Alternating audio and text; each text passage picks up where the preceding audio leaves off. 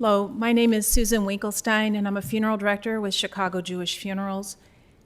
We're about to begin the services for Mr. Sidney G. Saltz.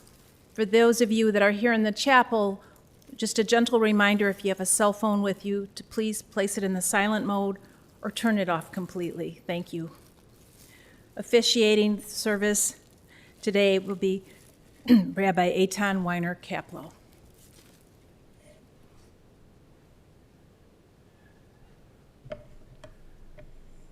Gam ki elech begeit salma vet lo irara. Gam ki elech begeit salma vet lo irara. Lo irara, lo irara, ki ata imadi. Lo irara, lo irara, ki ata imadi.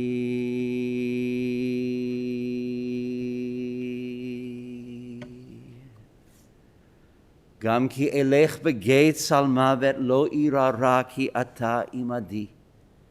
Even though I walk through the valley of the darkest of shadows, I will fear no evil, for you are with me.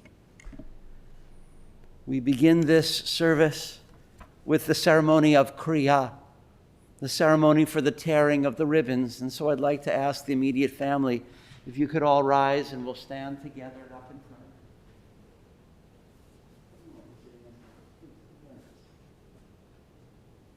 All rabbis teach that this is the moment when we recognize the full reality of our loss.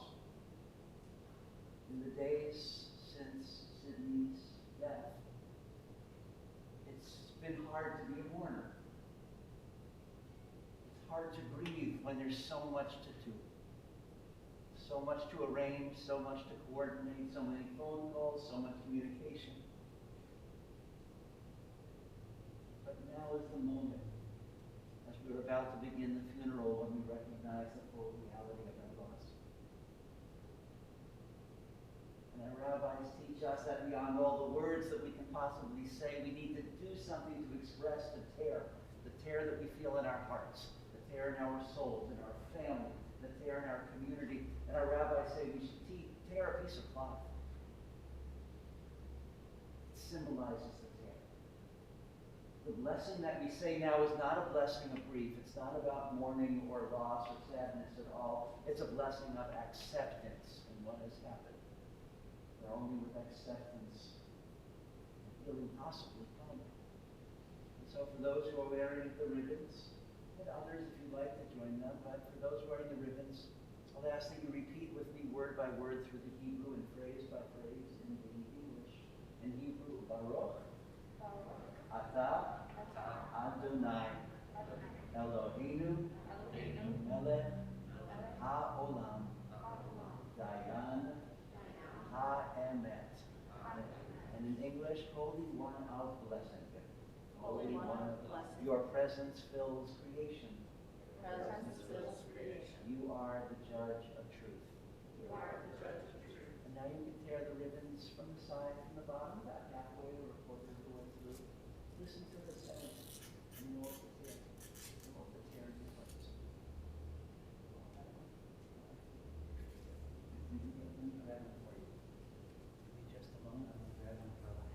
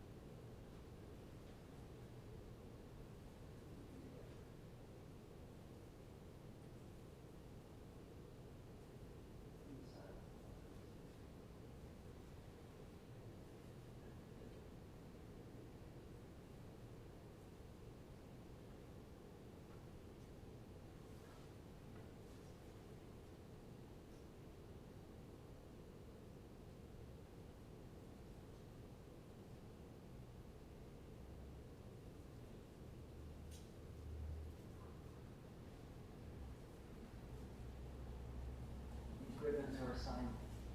They're assigned to you, to your family, to your community of the Tear in your hearts. In the traditional Jewish world, you'll wear these ribbons for as long as 30 days, until Shloshim it's called. In the liberal Jewish world, you can wear them that long or any time shorter. Maybe until 7 days, Shiva, or however long you wish. My blessing to you is that healing will come soon. Healing comes soon. You may be seated.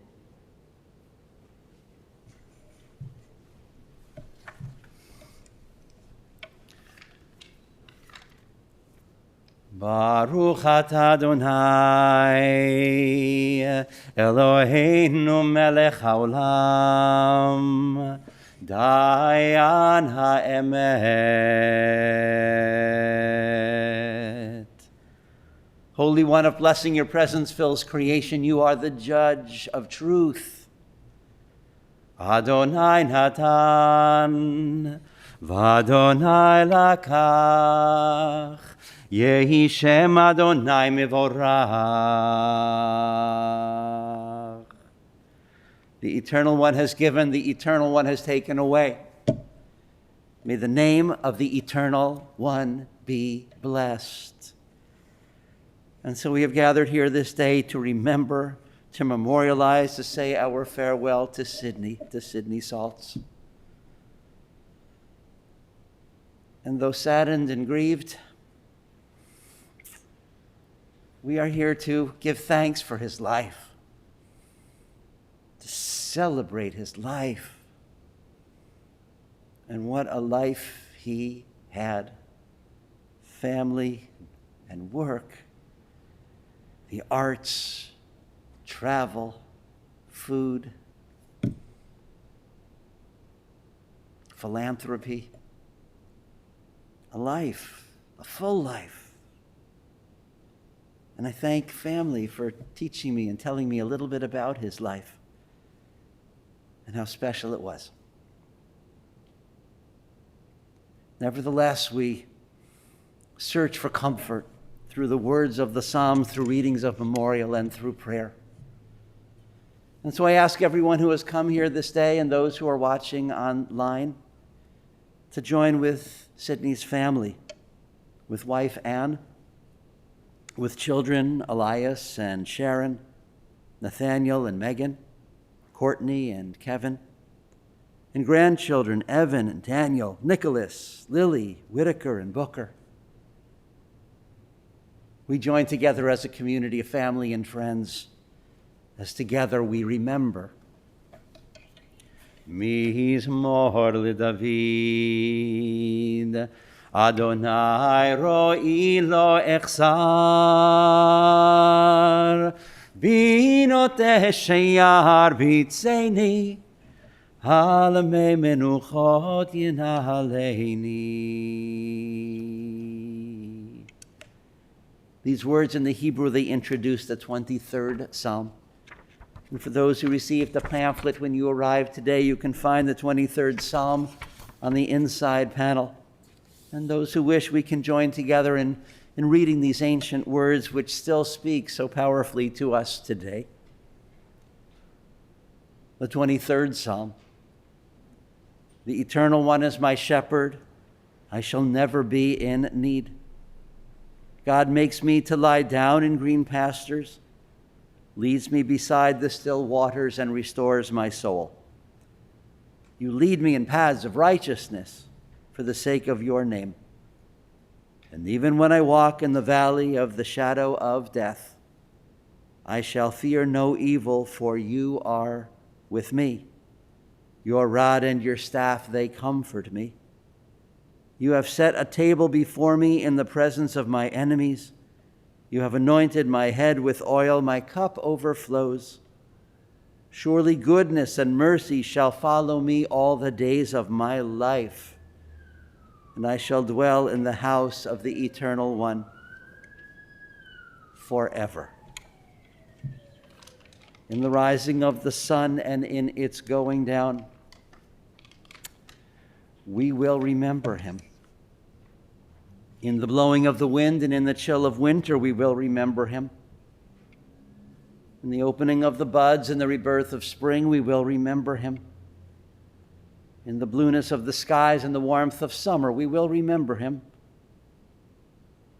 In the rustling of leaves and the beauty of autumn, we will remember him. In the beginning of the year and when it ends, we will remember him. When we are weary and in need of strength, we will remember him. When we are lost and sick at heart, we will remember him. When we have joys we crave to share, we will remember him. And when we have achievements that are based on his, we will remember him. So long as we live, Sidney Saltz too will live. For he is now a part of us as we remember him.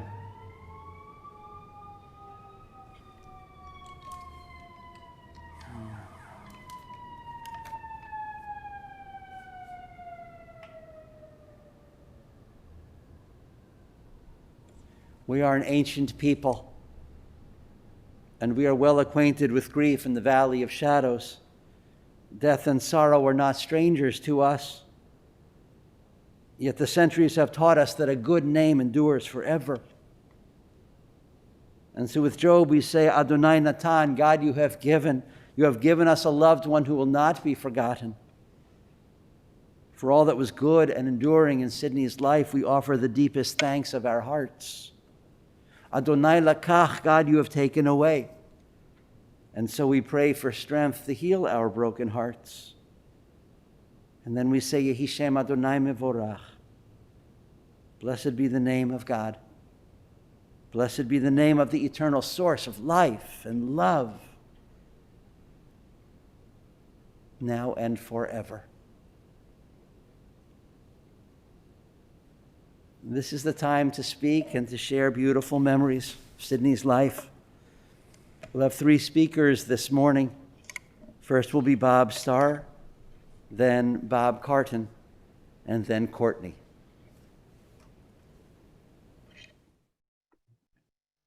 Hello, my name is Bob Starr, and I'm honored that the Saltz family invited me to speak today about Sidney.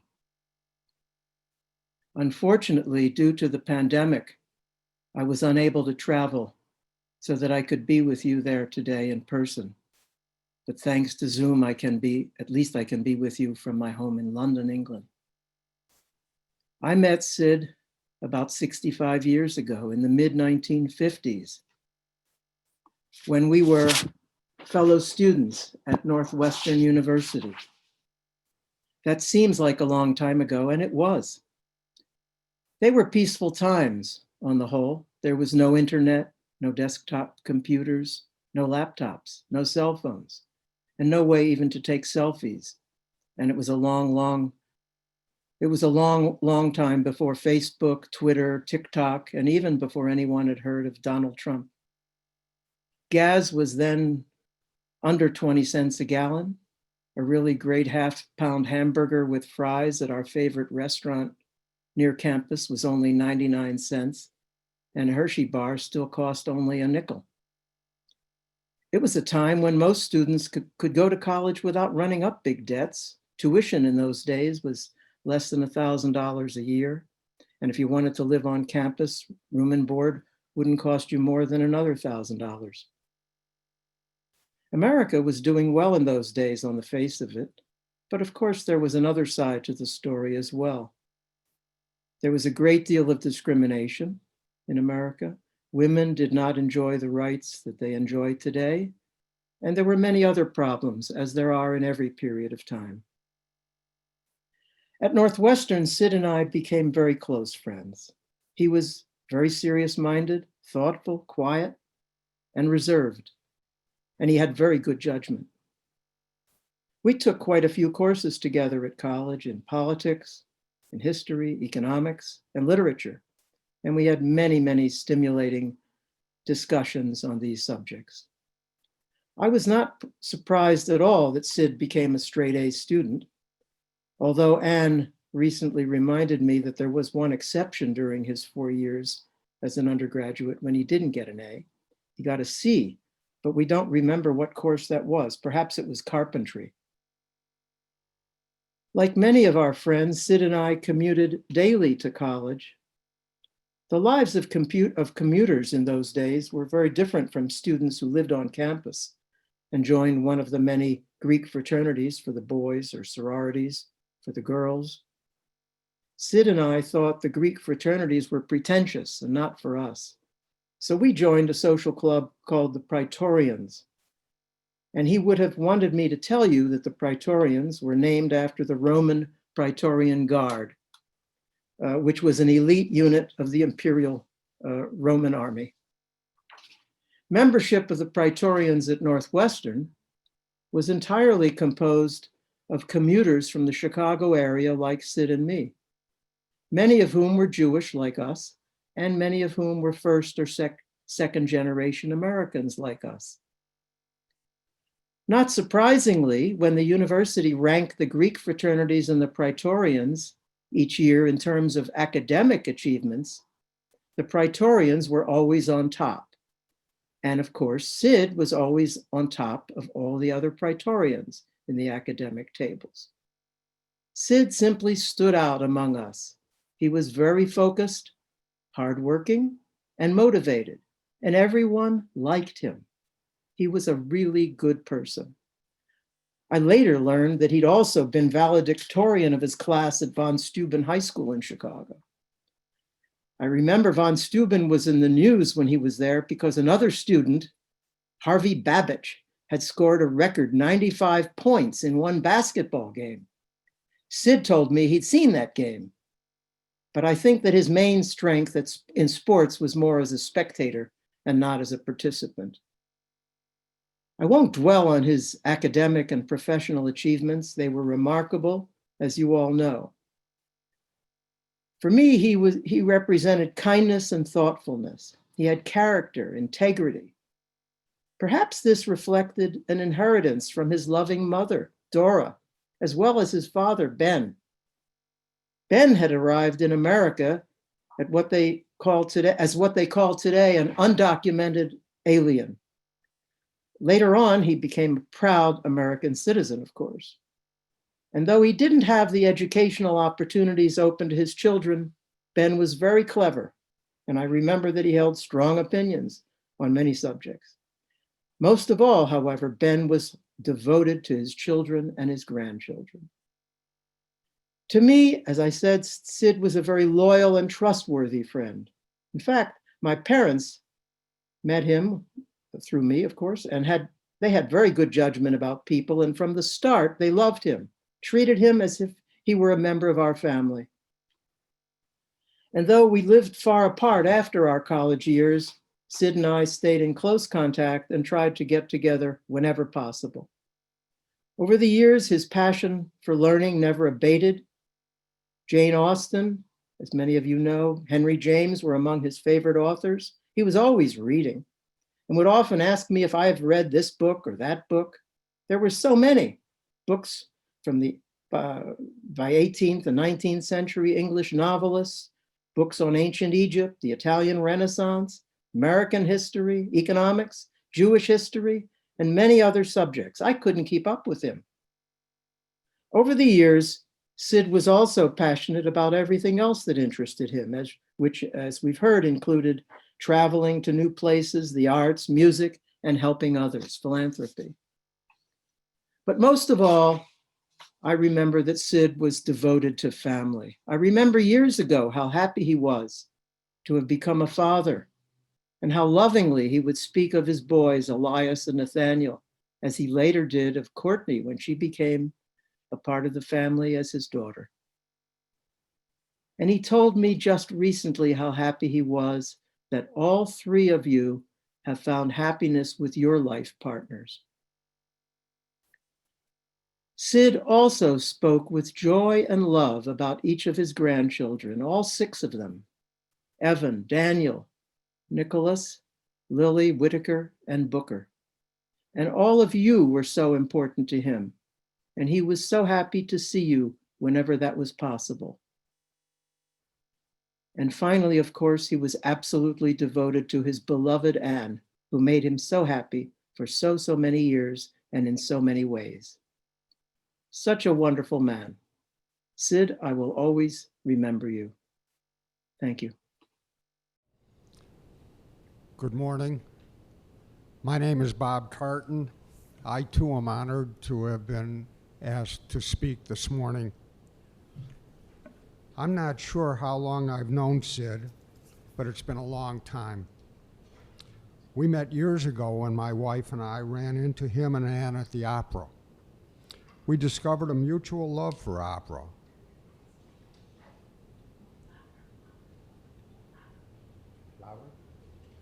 Sorry.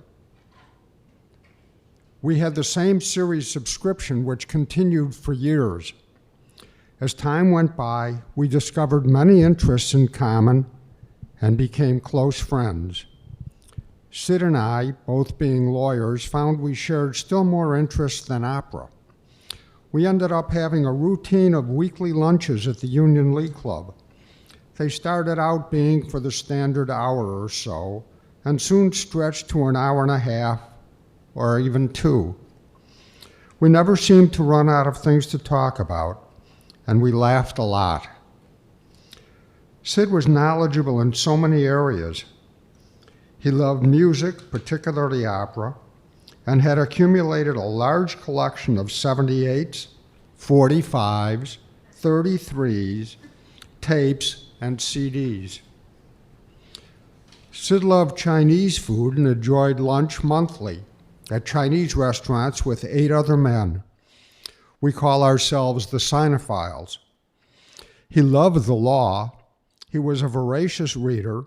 He loved history and biographies. The week before he died, Sid told me he had just finished a book entitled Eisenhower versus Warren, The Battle for Civil Rights and Liberties, which he recommended highly. I haven't started it yet, but I will soon. I'm sure I'll find it most interesting. The downside will be not being able to talk about it with Sid. Sid had a very eclectic sense of humor. He particularly enjoyed British comedy, but it ran to the more earthy comedies as well. He found humor in most things. Sid was a photographer. I and the vast majority of people I know take snapshots. Sid took photographs. Sid was a man of principle, of integrity, a man of honor. He was an historian. He was a writer of personal history and a published author of scholarly works. His views and perceptions were broad and insightful. He was a true intellectual in the best sense of the word. Sid was interested in all points of view. He contributed to conversations by adding his opinions and, perhaps equally as important, by listening to others. In so many ways, Sid was truly a Renaissance man. Sid was most passionate about Anne, his wife of some 30 years. He frequently told me how lucky he considered himself to be to have found her. His feelings, his love for her were profound. Anne was definitely a gift to Sid, and he knew it, and he appreciated it. It is my great honor and pleasure to have had Sid as my close friend for so long. May he rest in peace, Havla Shalom. May his memory be for a blessing. I shall miss him. And now Courtney.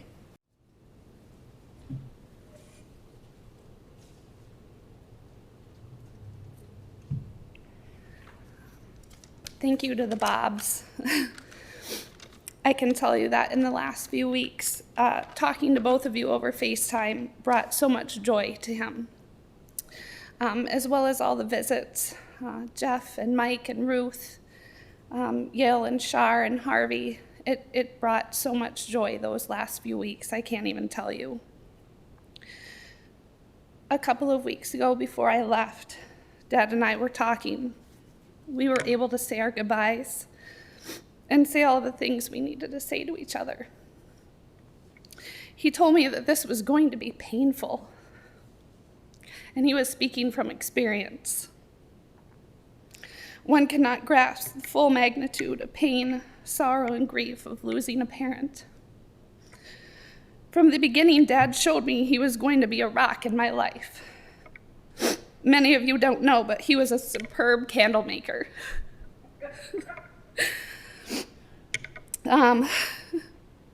Some of you already may know this story. Most of you probably don't. But in the days of my mom and dad dating, we were in Florida, and one night we had a flood in our condo.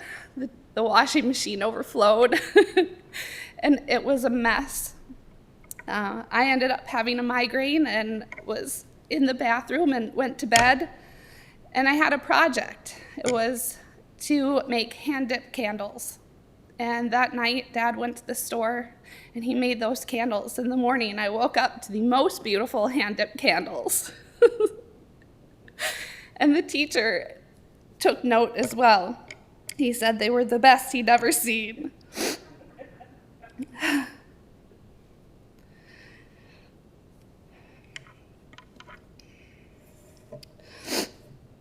This was one of the first ways he showed me that he was going to be there for me no matter what. It's what a dad does for his child. And he carried that through in the years to come. He was an amazing father. He was an amazing husband. Watching his love for my mother over the years was astonishing. It taught me how I wanted to be loved.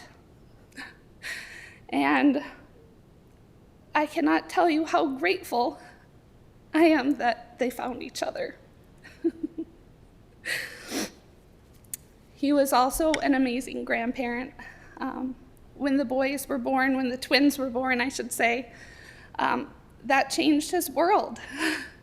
They were his life. And from all of the pictures, you can see that. He was incredibly happy. And then Nick and Lily and Whitaker and Booker came along, and he has been nothing short of amazing with all of them. He has had a special connection with each of them. He was able to show his love and his devotion. He would come to Minnesota as much as he possibly could and have fun with his kids.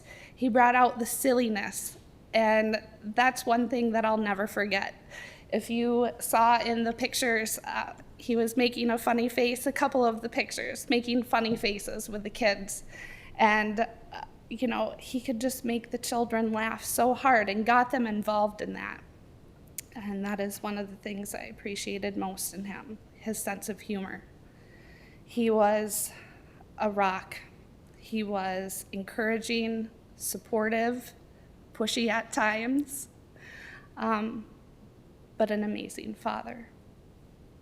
We will carry on his legacy through our children. Thank you for being here.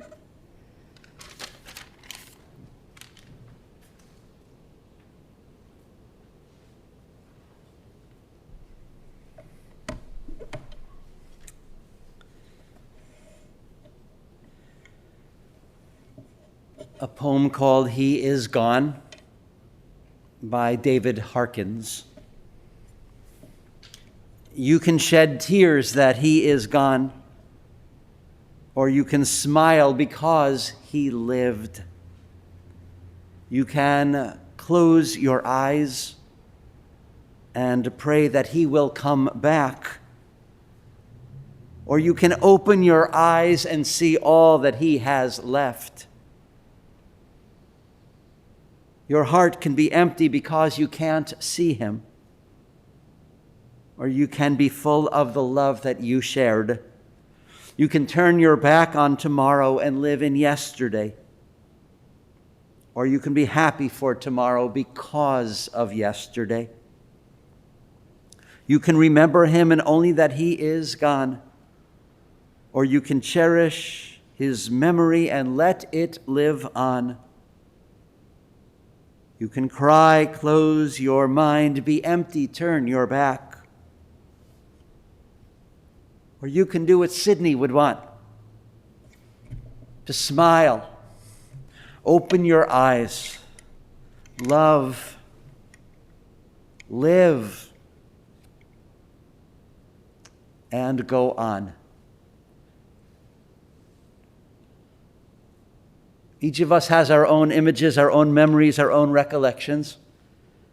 And so we'll pause now for a few moments of silent memorial for each of us to remember Sidney in our own personal and unique ways. Just a few moments of silent memorial.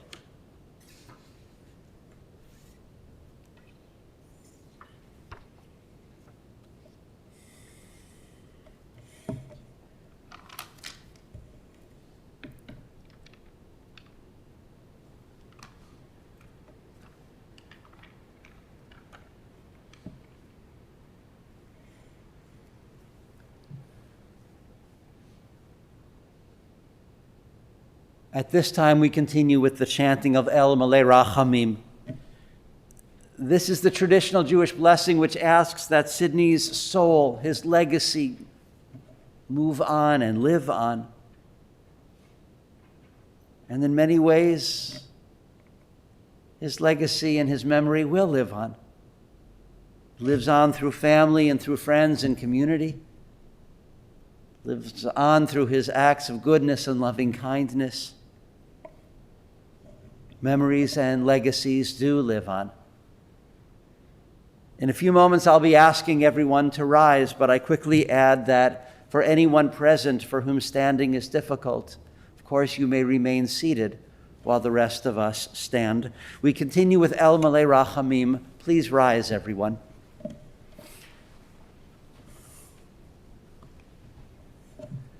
El Malei Rachamim shochein b'meromim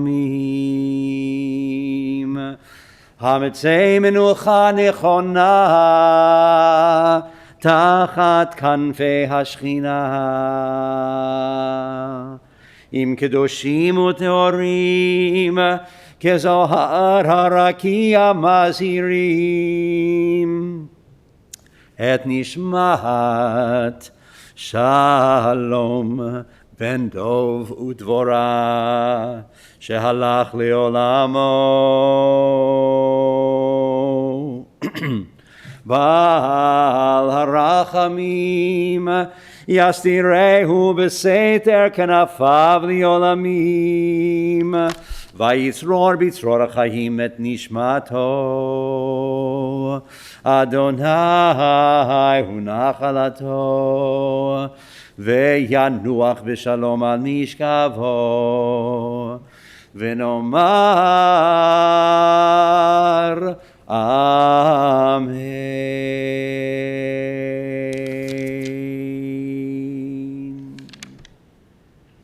Compassionate God, eternal Spirit of the universe, grant perfect rest in your sheltering presence to Sidney G. Saltz, the son of Ben and Dora, who is known in Jewish tradition as Shalom ben Dov Dvorah, who has entered eternity. O God of mercy, let him find refuge in your eternal presence, and let his soul be bound up in the bond of everlasting life, for God is his inheritance. May he rest in peace. And let us all say, Amen. Please. Please be seated for a few brief announcements.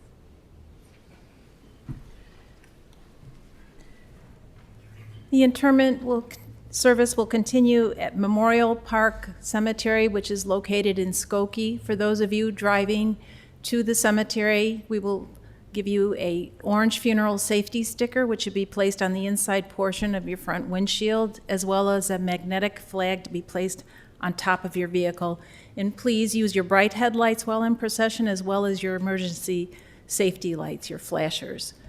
And please stay as close as safety will allow to the car in front of you to avoid large gaps in the procession.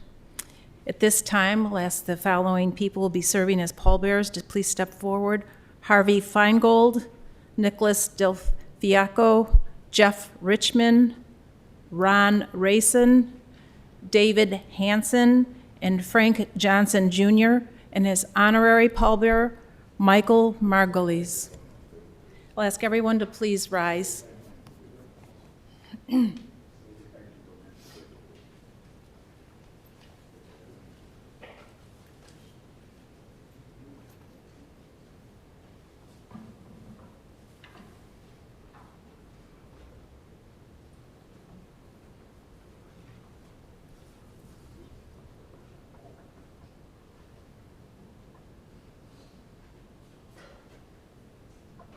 מזמור לדוד, אדוני רואי לא אחסר, והנה עודשה ירביצני אבינו. This concludes the service here at the chapel.